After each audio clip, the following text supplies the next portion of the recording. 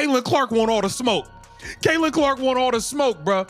Bruh, she just annihilated Cheryl Reeve on national television. I didn't see that coming. Caitlin Clark fires Cheryl Reeve in front of the entire nation on live television. It was more than just a deal. Players were not moved by Caitlin. She relocated a coach. Additionally, she did it without hesitation, coolly and calmly. I'm not sure if this is covered under the regulations. I don't give a damn. That isn't merely audacious. It's legendary. Pack your bags, Cheryl. We've taken your seats. Let's dissect this thoroughly.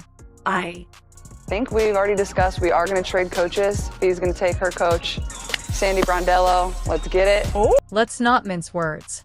Cheryl Reeve was recently humiliated on live television by Caitlin Clark, and she carried it out with the assurance of someone who has been anticipating this day. They inquired as to whether she would like to trade. The majority of people would consider switching players. Not the Caitlin straight-faced, she said. I want exchange coaches. Who does that after all? As the coach of Team Clark, Cheryl was expected to lead and draw plays. As a poor collaborator on a collective endeavor, she was dismissed instead. Shipped without hesitation to Team Collier, and the icing on the cake. Clark stated, "Sorry if it's not in the rules, but we just made it a rule." This was more than simply a flex. It was a full-fledged power play. Olympic coach Cheryl Reeve, the seasoned voice who has spoken out loud on Caitlin this year, was humiliated. Have you ever witnessed an all-star game trade involving a coach? No. Considering that Caitlin is in her league Right now. Look, this wasn't a sudden development. Caitlin didn't decide to clown Cheryl Reeve for fun after waking up. This was retaliation. Team USA, which excluded Clark from the Olympic squad, was coached by Cheryl Reeve. Let's not fool ourselves. She had influence even though she wasn't the one who made the ultimate decision. Significant impact. The worst part, though, wasn't even that. Cheryl began subtly disparaging Clark on social media by tweets that made fun of her media hype, retweeting content about earning it on defense, and publishing content that the media ought to cover basketball, not characters. Translation: Caitlin Clark receiving all the spotlight bothers us. After Christine Brennan's book caused a stir, she then attempted to remove those tweets. A classic move. Deflect, delete, and deny. However, Caitlin recalled. Therefore, she settled scores when she held the microphone during the draft rather than merely selecting players. Does Cheryl Reeve deserve it, in your opinion? Or did Caitlin overstep her bounds? To be honest, it would have been brave enough for Caitlin to exchange Cheryl Reeve for anyone after declaring, "I don't like my coach." However, she exchanged Reeve for Sandy Brondello, the New York Liberty, and one of the game's top offensive strategists. That is a flex, not just a trade. Brondello is Caitlin's coach in addition to her full-time role as coach of Sabrina Ionescu. Every shooter's dream is that. Cheryl, who coaches Team Collier, gets caught in the interim. That club has significantly worse shooting, less spacing, and a coach who obviously didn't want to be there in the first place. I don't mean to offend Fee. Caitlin performed a basketball move in addition to a vibe motion. Her coach now genuinely wants her to reach her full potential. She's no longer bitter about her notoriety. Sandy most likely entered the All-Star as in, "Yep, this is my squad." Let me ask you a question now. Who would you want to write up plays for if you had to participate in a one-off All-Star game? Is it bittersweet Cheryl Reeve or Sandy Brondello? Let's now discuss Caitlin's team draft process. This wasn't a random occurrence. This went beyond simply selecting the best. This was surgical retaliation, not revenge. She chose the Boston Mitchell players who have publicly supported her as her Fever teammates. Zero hatred, zero operations, Sonia Catrone, Sabrina Satasali, and buddies from USA Basketball.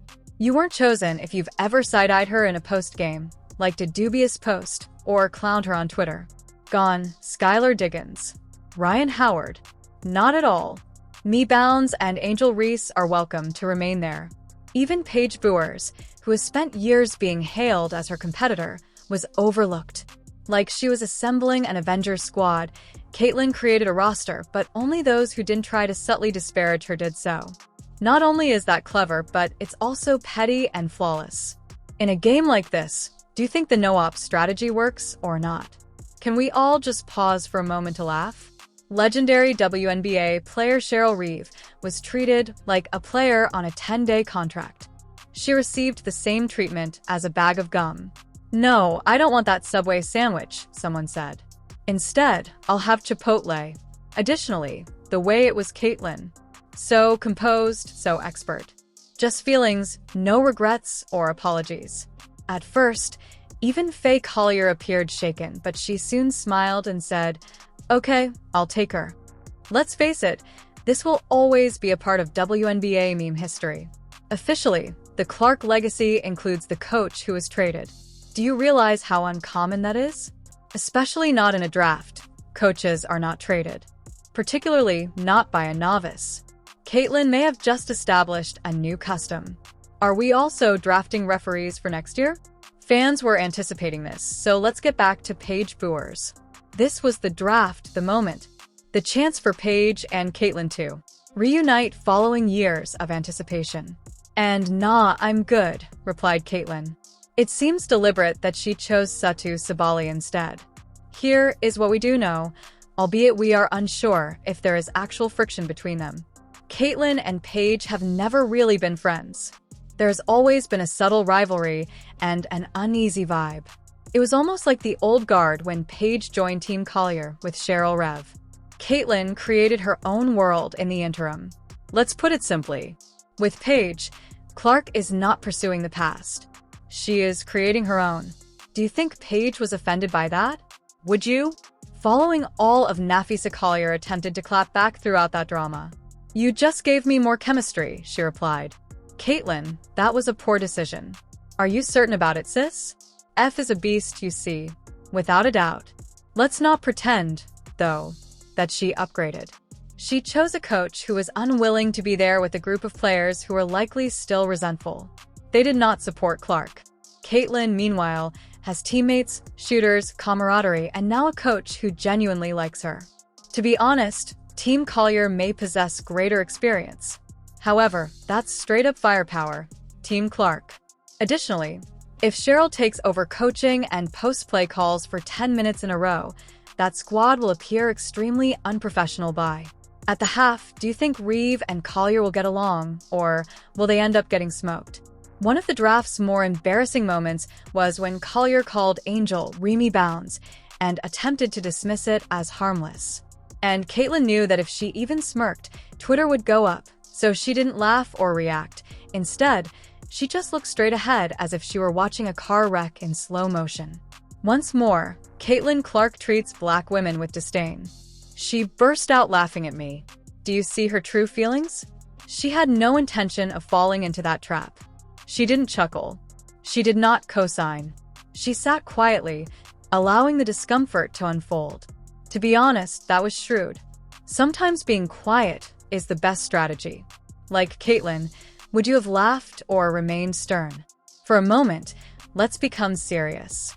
This all-star game has evolved beyond simple enjoyment. It's intimate. In the sand, Caitlin traced her line. She purposefully assembled her team.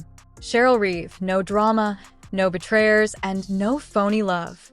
The athletes on her current coaching staff likely believe Caitlin receives too much attention. There will be an advantage to this game. It's not an East-West conflict. Not even Fee and Caitlin are at odds. It's Reeve's way versus Clark's world, old guard versus new wave. Are you watching the meet, the basketball, or both? Let's give up acting. Caitlin Clark is involved in more than just the WNBA. She is in charge of planning it. This has nothing to do with adapting to the league. It's not about waiting for respect or gaining stripes. No, she is completely rethinking the hierarchy. Clark grinned as he replied, "We just made it a rule," looking directly into the camera. That was serious. It was a move of power. She wasn't requesting permission. There was no playbook she was consulting. In front of the league, the supporters, and a coach who had previously attempted to keep her off Team USA's bench, she changed the rules live on television. Not only is that confidence, but it's in charge. Without hesitation, She switched her coach to the national team's coach. She used chemistry and loyalty to build her roster. She purposefully created something that captures her identity: fierce, determined, and fearlessly audacious. To tell the truth, no other player in recent history has joined the league and attracted this level of attention so rapidly. She didn't hold out for her turn. She seized control of the story, the microphone, and the headlines. Even the league's legends, season members, are now acclimating to her orbit. Because Caitlin is at the center of everything, whether you like it or not. She does more than only move the needle. The headline is about her. She is the momentum. The storm is her. This goes beyond a basketball player setting new records. This leader is changing the balance of power inside a league. Caitlin's response to those who minimized her influence, those who said she hadn't earned it yet, and the coaches and players who ignored her, made fun of her, or attempted to maintain the culture, is straightforward. You refuse to coach me? It's okay. You will now need to catch up. I'm not sure what else sounds like commissioner-level influence if that doesn't.